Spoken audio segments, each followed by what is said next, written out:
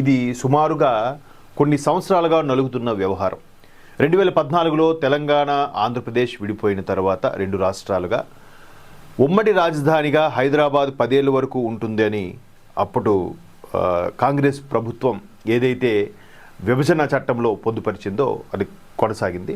అయితే ఆంధ్రప్రదేశ్కి ఒక ప్రత్యేక రాజధాని ఉండాలని 2014లో ముఖ్యమంత్రిగా ప్రమాణ స్వీకారం చేసిన తర్వాత చంద్రబాబు నాయుడు గారు ప్రధానమంత్రి నరేంద్ర మోదీ చేతుల మీదుగా అమరావతి రాజధానిగా డిక్లేర్ చేస్తూ దానితో ఇనాగ్రేట్ చేయడం అవన్నీ చూసాం.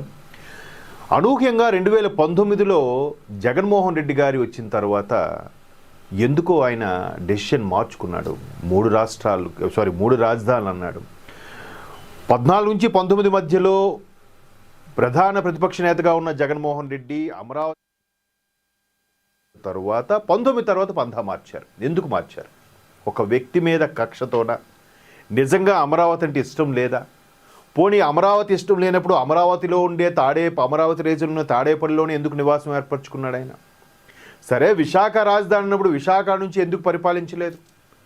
ముఖ్యమంత్రి స్థాయిలో ఉన్న వ్యక్తి తలుచుకుంటే నెల రోజుల్లో ఒక బిల్డింగ్ లేచిపోతుంది, అక్కడి నుంచి పోయి ఆయన క్యాంపు కార్యాలయం కానీ కొనసాగించొచ్చే, ఎందుకు చేయలేదు?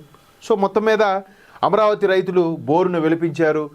అటు తిరుపతి నుంచి ఇటు ఏఓబి బార్డర్లో ఉండే ఇచ్చాపురం వరకు కూడా పాదయాత్రగా చేస్తూ వాళ్ళ యొక్క విన్నపాలని అందరికీ వివరిస్తూ ప్రతి దేవుడికి కనిపించే దేవతకి కనిపించిన దేవుడికి కూడా మొక్కుకుంటూ వెళ్తూ తిరుమల వెంకన్నకు కూడా మొక్కుకుంటూ అక్కడి నుంచి ఇలా మొత్తం చేసినా కూడా వాళ్ళ గోడ ఎవరు పట్టించుకోలేదు. పైపెచ్చు జగన్మోహన్ రెడ్డి గారి ప్రభుత్వం అప్పుడు వాళ్ళపైన చిన్నపిల్లలు ఆడవాళ్ళను చూడకుండా విచక్షణారహితంగా లాఠీ చార్జీలు దాడులు చేయించే అవన్నీ మనం చూసాం. అయితే ఇప్పుడు మరలా 2024లో భాజపా జనసేన టీడీపీతో కూడిన ఉమ్మడి కూటమితో కూడిన ప్రభుత్వం ఏదైతే ఫామ్ అయిందో ఇప్పుడు మరలా అమరావతినే రాజధానిగా డిక్లేర్ చేసింది. అయితే అమరావతికి చట్టబద్ధత కావాలని రైతులు ఒకే గళంతో వినిపిస్తున్నారు. ఎందుకంటే గత ప్రభుత్వాల దృష్ట్యా ఎవడెప్పుడొచ్చి ఏది మారుస్తాడో, ఎవడు ఎంత పిచ్చి తొగలకలాగా కలకత్తా నుంచి ఢిల్లీ నుంచి కలకత్తాకి రాజధాని ఆ రోజుల్లోనే మార్చిన ఘనుడు, అందుకే ఆయనకి తొగ్లక్ అన్నారు. తొగ్లక్ ఆయన పేరు, బట్ ఎవడైతే అలా బిహేవ్ చేస్తాడో వాడిని తొగ్లక్గా మనం దాన్ని అభివర్ణిస్తుంటాం. ఇక్కడ అలా చూస్తే రైతులు ఒక్కసారిగా వాళ్ళు మొక్కుకున్న మొక్కులన్నీ చెల్లించారు. రిలాక్స్గా అమ్మయ్య మరలా మా కూటమి ప్రభుత్వం వచ్చింది, చంద్రబాబు నాయుడు గారి హయాంలో వచ్చిన ప్రభుత్వం వచ్చిన రిలాక్స్ అయ్యారు. కానీ పట్టుబడుతున్నారు. ఎందుకంటే చట్టబద్ధత కాకపోయినా అది అమరావతి అని ప్రధానమంత్రి గారితో ఇనాగ్రేట్ చేసి ముఖ్యమంత్రి అప్పుడు చంద్రబాబు నాయుడు గారు ఓకే చేసినా కూడా మేము రాజధాని కాదు అని చెప్తే హైకోర్టు కొన్ని 100 సార్లు మొట్టికాయలు పెట్టినా కూడా అప్పటి జగన్మోహన్ రెడ్డి గారి ప్రభుత్వం దాన్ని పెడచెవిని పెట్టి హైకోర్టు అయితే ఏం చేస్తుంది? హైకోర్టు చెప్తే మేము వినాలా? దానికి కొంతమంది సచివాలయ ఉద్యోగులు, వైసీపీ జిల్లా స్థాయి నాయకులు, న్యాయమూర్తుల మీద కూడా విమర్శలు విసురులు ఉన్నాయి. అవి మనం చూస్తున్నాం ఇప్పుడు కూడా కొంతమంది.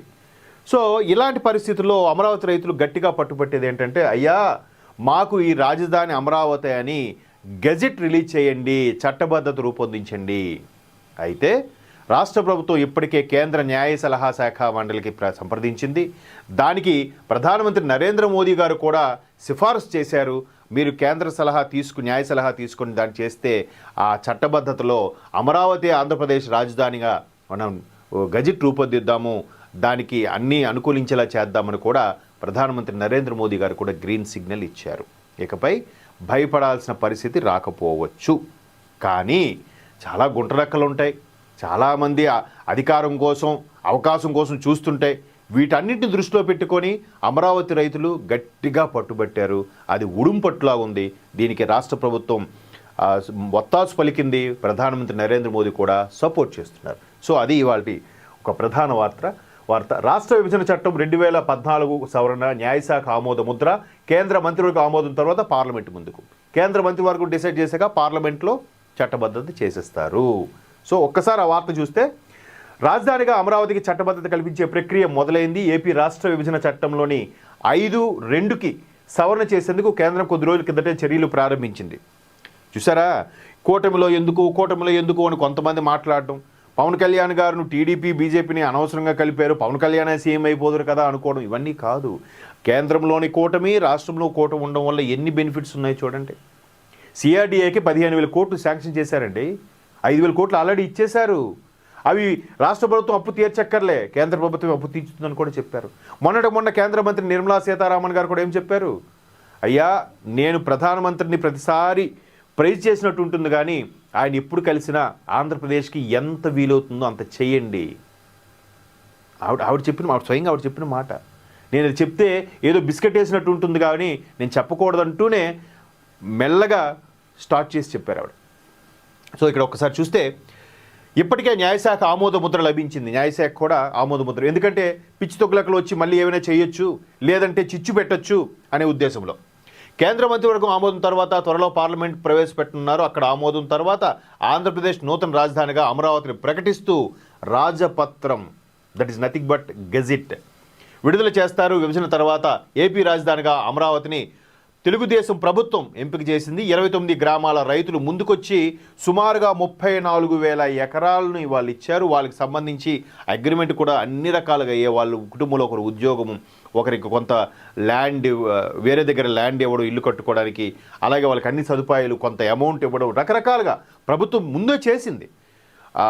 నిజంగా అభివృద్ధి అమరావతి అయితే వాళ్ళు ఒకసారి బిల్డింగ్లు కట్టుకోవచ్చు కదా, బిల్డింగ్లు కడితే క్యాపిటల్ అయితే రకరకాల కంపెనీలు, ఆఫీసులు వస్తాయి కాబట్టి వాళ్ళు దానికోసం కన్స్ట్రక్షన్ కోసం బుల్డోజర్లు, ప్రొక్లైనర్లు, ట్రాక్టర్లు, రోడ్ రోలర్లు అన్నీ తెచ్చిపెట్టి కొనుక్కున్నారు. ఒక్కొక్క బిజినెస్గా మన వంతు మనకు కూడా బిజినెస్ ఉన్నట్టు ఉంటుందని. అంటే 5,000 కలిస్తేనే కదా పిడికిలి, మొత్తం అందరి ఆశలు అడియాసలు చేసేసాడు గత ప్రభుత్వంలో. మూల్యం చెల్లించుకుంటున్నారు, పక్కన పెట్టండి. సో పెద్ద ఎత్తున రహదారులు, భవనాల నిర్మాణం మొదలైంది. 2019లో వైకాపా అధికారంలోకి రావడంతో అమరావతి పనులు నిలిచిపోయాయి. నాటి సీఎం జగన్ 3 రాజధానుల ప్రతిపాదన తెచ్చారు. 24 కూటమి అధికారంలోకి వచ్చిన తర్వాత అమరావతి మళ్ళీ వెలుగులోకి వచ్చింది. 58,000 కోట్లతో పనులు ప్రారంభించారు. అమరావతికి భవిష్యత్తులో ఇబ్బందులు ఎదురుకాకుండా విభజన చట్టంలో సవరణ చేసేలా రాష్ట్ర ప్రభుత్వం కూడా కసరత్తు ప్రారంభించింది. దీనికి ఆల్రెడీ న్యాయ సలహా క్లీన్ చిట్ ఇచ్చేసింది. రాష్ట్ర విభజన చట్టంలో ఏముందని ఒకసారి మనం చూద్దాం. పార్ట్ 2 కింద 5(1)లో నిర్ణయించిన తేదీ నుంచి 10 ఏళ్లకు పెంచకుండా ఆంధ్రప్రదేశ్, తెలంగాణ రాష్ట్రాలకు ఉమ్మడి రాజధానిగా హైదరాబాద్ ఉంటుంది. ఇది ఇంతకుముందు చెప్పుకున్నాం. పార్ట్ 2 కింద అంటే 5(2) సబ్సెక్షన్ 5(1)లో పేర్కొన్న గడువు ముగిసిన తర్వాత తెలంగాణ రాజధానిగా హైదరాబాద్ కొనసాగుతుంది. ఆంధ్రప్రదేశ్కు నూతన రాజధాని ఏర్పాటు అవుతుందని మాత్రమే ఇచ్చారు. అక్కడే రాజధానిగా ఇది మెన్షన్ చేసేస్తుంటే ఇప్పుడు, ఎందుకంటే అప్పుడు కాంగ్రెస్ ప్రభుత్వం ఉండడం వల్ల అప్పుడు బాగా వినిపించిన టాక్ ఏంటంటే ఒంగోలు పరిసర ప్రాంతాల్లో, ప్రకాశం జిల్లా పరిసర ప్రాంతాల్లో రాజధాని రావచ్చని కేంద్రానికి సంబంధించిన చాలా మంది నాయకులు, ఎస్పెషలీ కాంగ్రెస్ సంబంధించిన నాయకులు అక్కడ భూములు కూడా కొనుక్కున్నారని ఒక వార్త కూడా అప్పట్లో హల్చల్ జరిగింది. సో అందుకనేమో మేబీ వాళ్ళు మెన్షన్ చేయలేదు. ఇక్కడ చూస్తే రాజధానిగా పేరు లేదు కాబట్టి ఇబ్బంది కలిగి ఉండొచ్చు. అమరావతిని రాజధానిగా ఎలా నోటిఫై చేస్తారు? ఆంధ్రప్రదేశ్ నూతన రాజధానిగా అమరావతిని ప్రకటిస్తూ విభజన చట్టంలో సవరణ చేస్తారు. 252 సబ్సెక్షన్లో ఆంధ్రప్రదేశ్ నూతన రాజధాని ఏర్పాటు అవుతుందనే చోట అమరావతి కేంద్రంగా ఆంధ్రప్రదేశ్కి, ఇక్కడ చూసారా, నూతన రాజధాని ఏర్పాటు అవుతుంది దగ్గర ఆంధ్రప్రదేశ్కు అమరావతి నూతన రాజధానిగా ఏర్పాటు అవుతుంది అని ఇక్కడ చిన్న సవరణ. ఆ సవరణ కోసం ఎంత అంటే రాజ్యాంగం పద్ధతిగా, ప్రజాస్వామ్య పద్ధతిగా ఎక్కడ గట్టు తప్పకుండా చేయాలి కాబట్టి ఈ విధమైన పరిస్థితి వచ్చే అవకాశం ఉంది.